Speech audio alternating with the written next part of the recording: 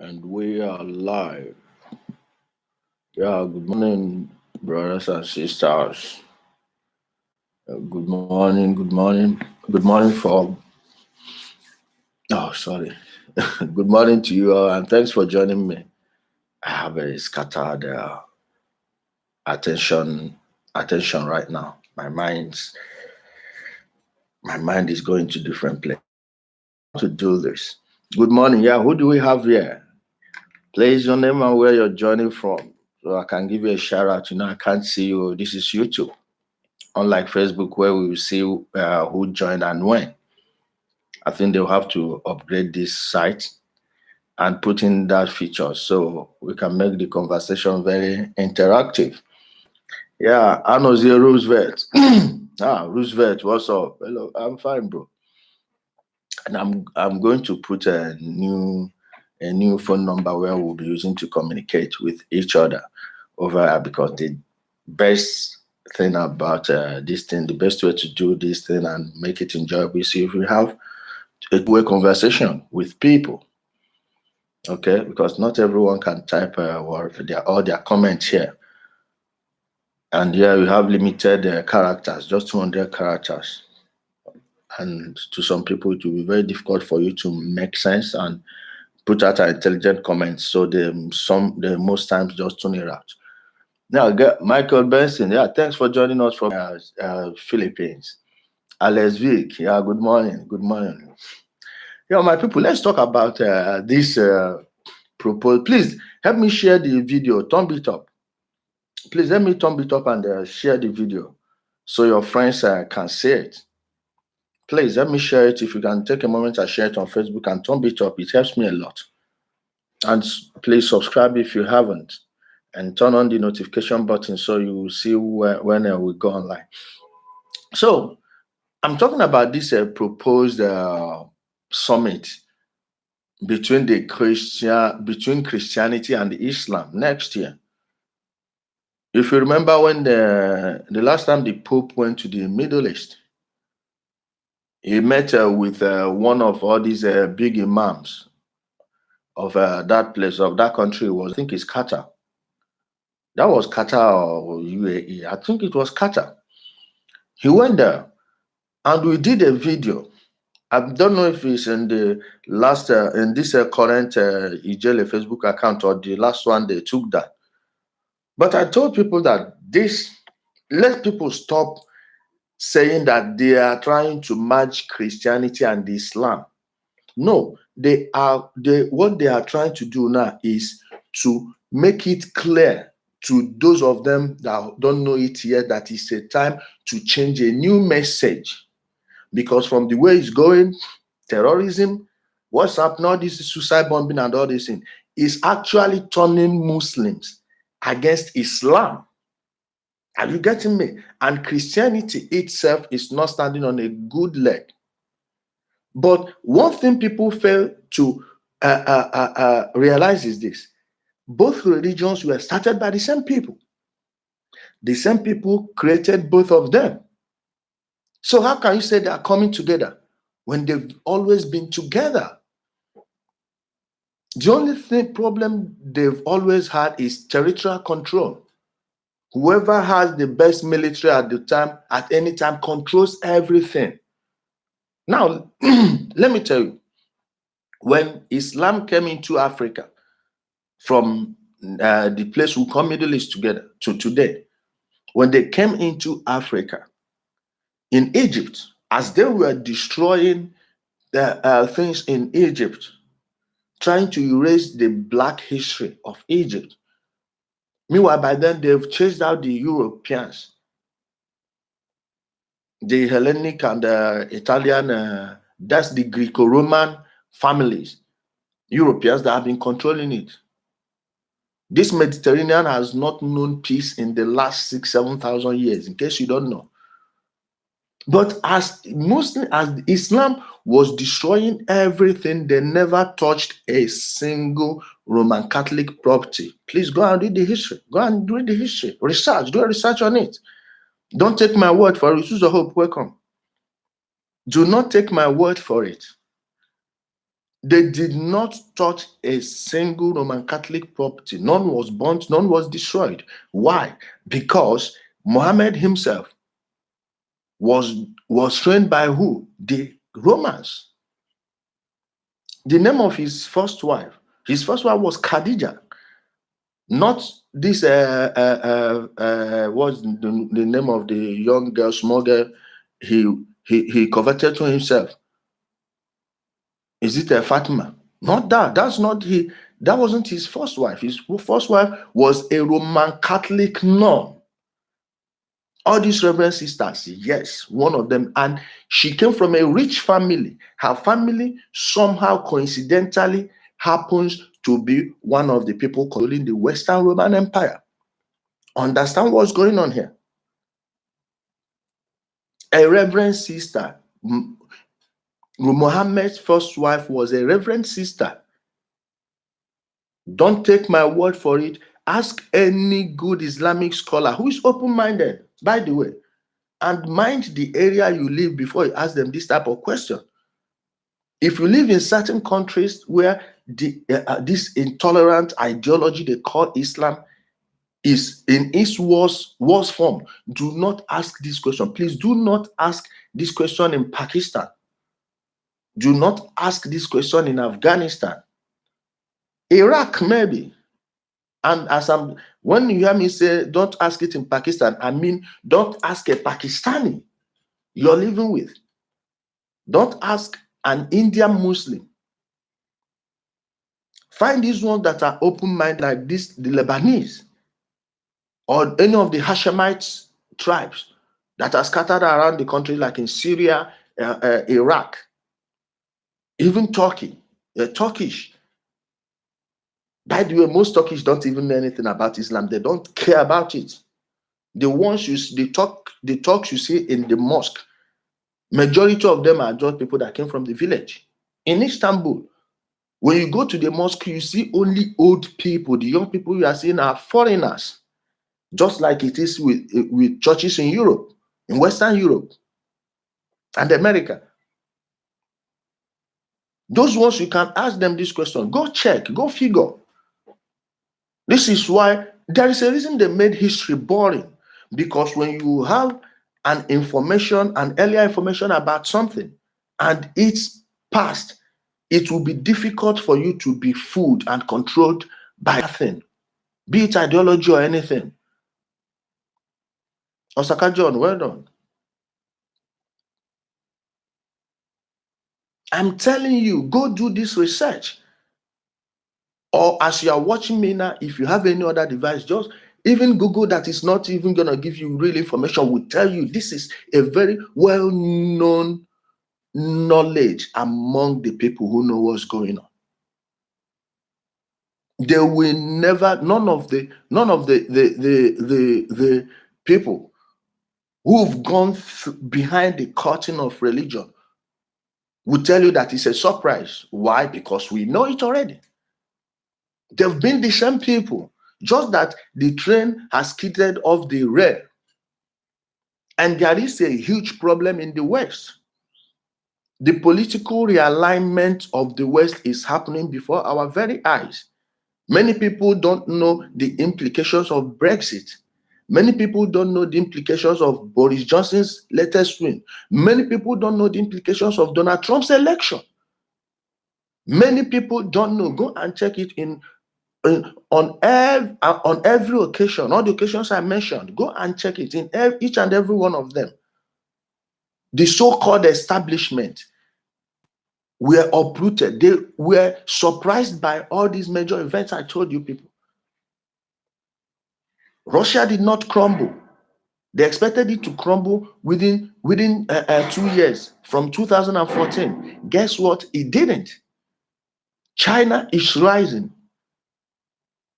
Their hold on power has been destroyed. The new world order is dead.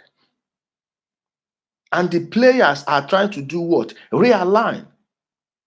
They're trying to realign. That's why you see the Western liberals are not going to talk about issues, about the economy, about the financial collapse that is happening. They are focused on gender issues. gender identity, transsexual, this and that. Those things are to keep their people's eyes away from what's happening. And in Africa, what weapon are they going to use to do that? Religion. If they lose Africa and the Middle East, they will be gone. The Chinese know this, the Russians know this. That's why they are all coming to Africa right now. That is where the next war will be fought.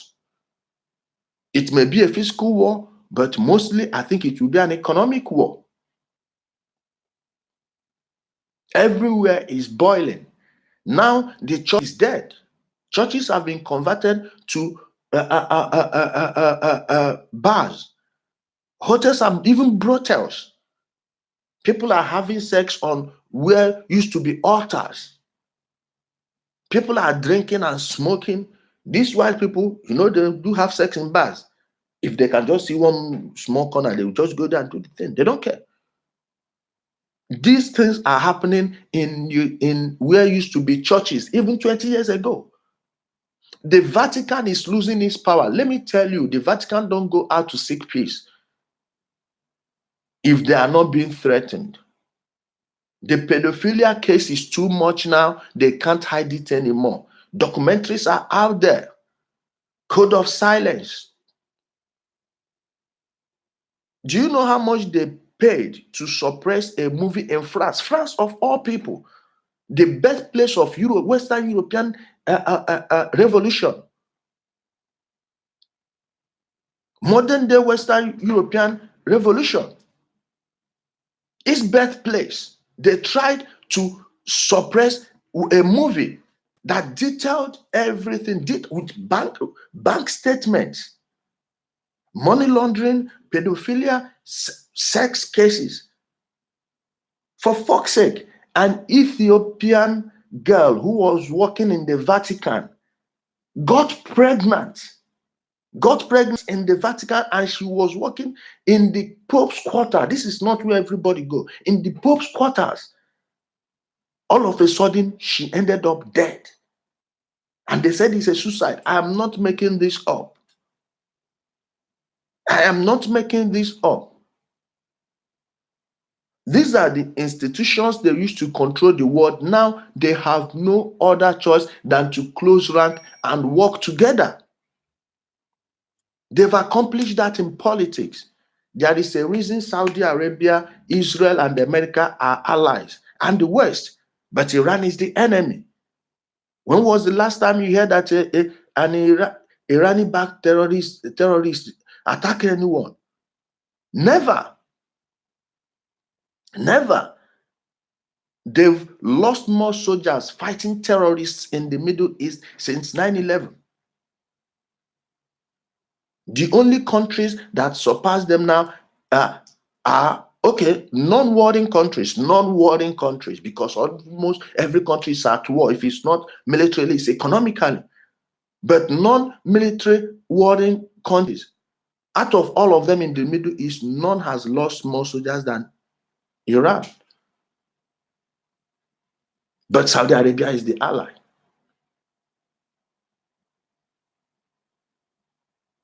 What does that tell you? What does that tell you? A realignment is happening. A realignment is happening. Listen, these people are good in getting Orwellian names. Peace Palace. Now, who will be against peace? When you speak against that conference, they will say, are you against peace? They have Orwellian names when they tell you white is black. Abortion is called reproductive rights. What is reproductive about abortion?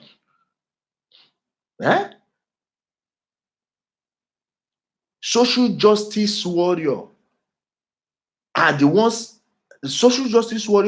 ones silencing people for the opinions they don't like. The tolerant left are the most intolerant. The people who are calling themselves Antifa, anti-fascist. And this one is Orwellian to the letters. They are all clad in blacks. like Mussolini's brown shirt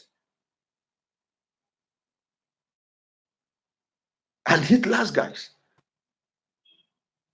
When they say one thing, they mean another thing. It's a Trojan horse. It's a Trojan horse. Don't buy what they are selling. Please, guys, please, if you haven't shared this video, help me share it on Facebook. Let me take a moment and share it on Twitter now. Let me take a moment and share it on Twitter. Please, let me share it on Facebook. Tell our friends, please. And thumb it up, guys. If you like what you're hearing, thumb it up. It helps with the Twitter, with the YouTube algorithm. The more likes it gets, the more people get to see it. Please. It will help shoot us up there.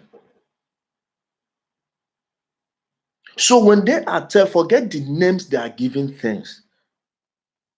Look at the war in Iraq. What do they call it? Operation Iraqi Freedom. Meanwhile, it was Operation Rob Iraq and steal their resources. When they tell you one thing, it's another thing. It's a different thing altogether. Peace Palace. Now, by having a Peace Palace conference, are we going to put all the people who did all the damages in the Middle East in jail? Are we going to now put all the people who have been destroying Africa, whose ancestors have been destroying Africa for the past 300 years, or even let's go back to 2,000 or 4,000 years ago? Are we going to finally have justice? Now, what peace? Who is at war with who? An average Christian now is praying about how he or she is going to feed her children, just like an average Muslim. These things are just distractions. But it's so sad that it's taking a great percentage of our time and occupies a larger percentage of our minds, our hearts, our thoughts, everything. It's a mirage. It's not real. It's not real. Go and check it. If you are a Nigerian, ask anybody you know that is from Borno State, Maiduguri, the home of Boko Haram, the so-called supposed home of Boko Haram. You will have more atheists. Percentage-wise, Borno State has more atheists, or the state has more people who've abandoned Islam than any other state in the world. Go and check in Nigeria. Go and check it. Why? Because they've seen it. They've seen Islam at its worst. Christianity. If you check, Christianity spiked in the southeast of Nigeria. When? In the 70s and the 80s. Meanwhile, the first spike was after the Civil War, because people were looking for anything they can lay their hand on as hope, for hope. But before then, most Igbos stopped being Christians as soon as the white men, after the First World War, the people came back and gave them the news of what's going on. Meanwhile, already they've been hearing stories about how they mistreated their ancestors. So it's a hopeless situation that took them back. And now, with the advent of the internet and the messages we've been passing, you yourselves are helping propagate, helping share to people, and getting them to think for themselves. These messages are killing their pockets.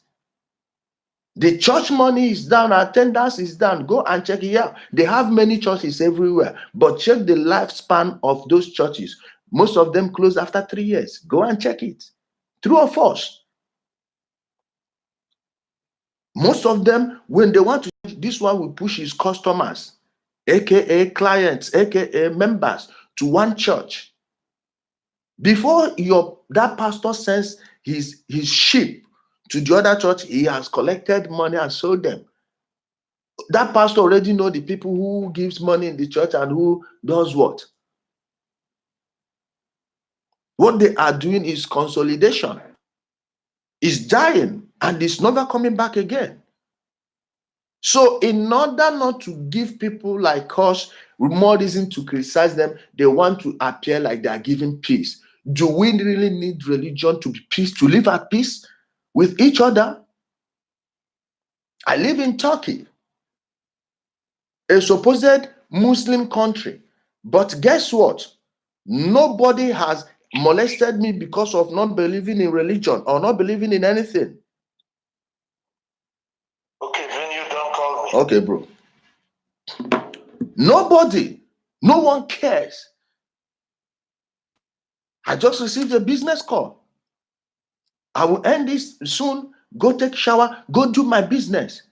Guess what? The people are doing that too. No one cares about this nonsense in any developed country. I'm telling you, that peace conference, go and check the people that will come to those places, to that place.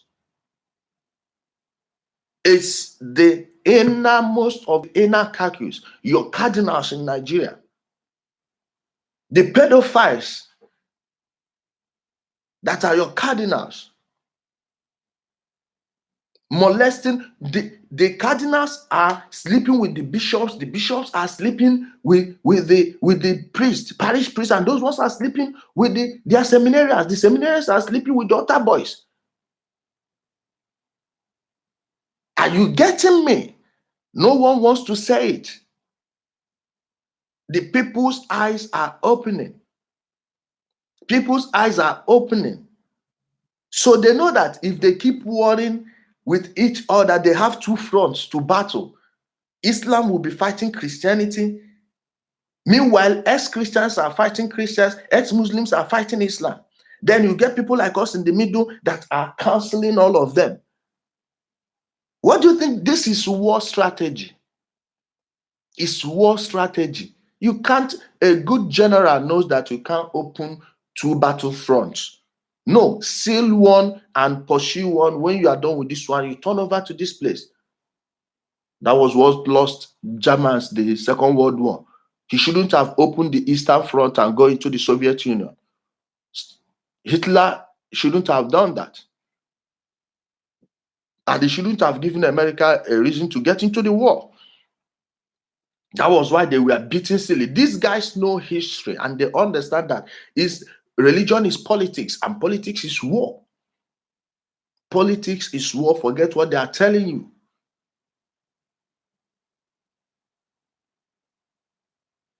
It's an unseen war. Because everyone involved is vying for power to do what? To control you and I. And when you talk about politics, people say it's boring. Really? Really? But you get surprised when someone says you cannot import anything. The things that you don't produce enough in your country says you can't import it. You start making that, this bad, this bad. Meanwhile, you don't want to get involved. Stand up. You can change things. Get involved in all these discussions that sound boring. Stop looking for gossips that don't give you anything. Any information that don't add anything to my life, man, I don't get involved in it. I don't. You can't see me there.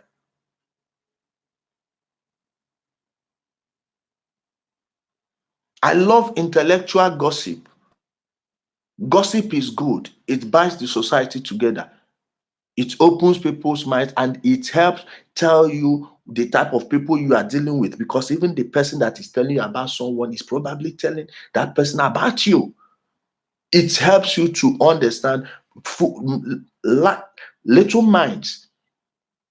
Just gossip and forget. But intelligent people see gossip as information, as info.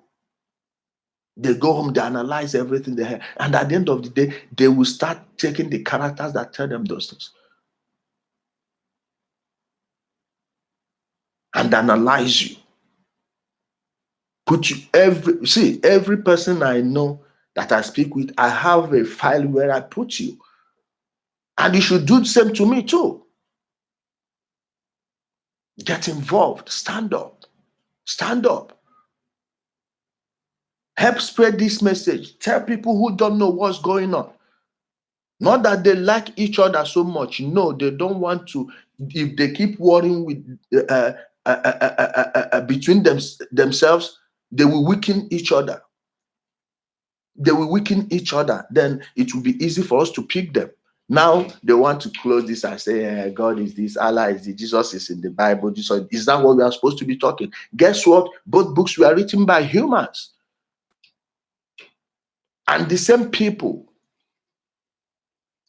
Muhammad never went to school. He doesn't know how to read. He doesn't know how to write. He was a desert robber. He was robbing merchants. He was robbing traders. The Sikh way passed through their country.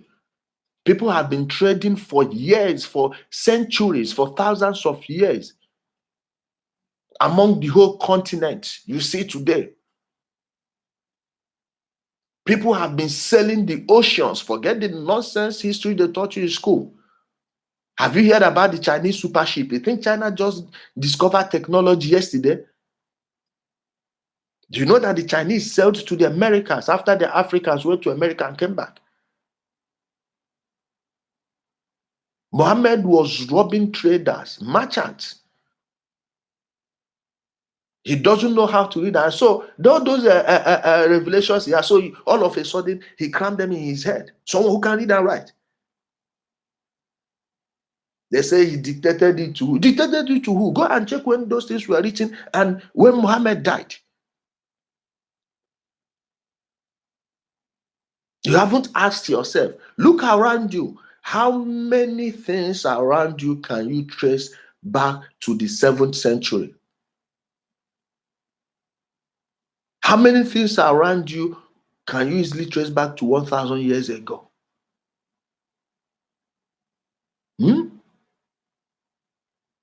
How many?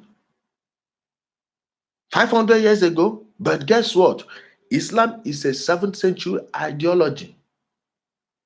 It's still there today. It's still around you. Look at the structures. The institutions are still around you, just like Christianity. But how many 6th century or 7th century technology do you know? How many can you mention? Did all those things disappear? No, they have it. They have them. That's the only way they will rule over you. Do not buy their nonsense. My people, sorry for making this video too long. Help share it, please. Share it on Facebook with friends and family. I will soon get a number we'll be using to call in. That way we'll make it very interactive, okay? Thanks for joining me and for being patient. I've not come on for how many days now? 4 days, and it feels like 4 months. Please, I'm so sorry, okay? And I'm not yet back on Facebook. Even when I'm back on Facebook, I'm not sure I'll be broadcasting there. Help me share this video if you like what you hear. Let's get it to 1,000 subscribers. That would mean so much to me. Thank you for joining me. Have a wonderful day. Peace.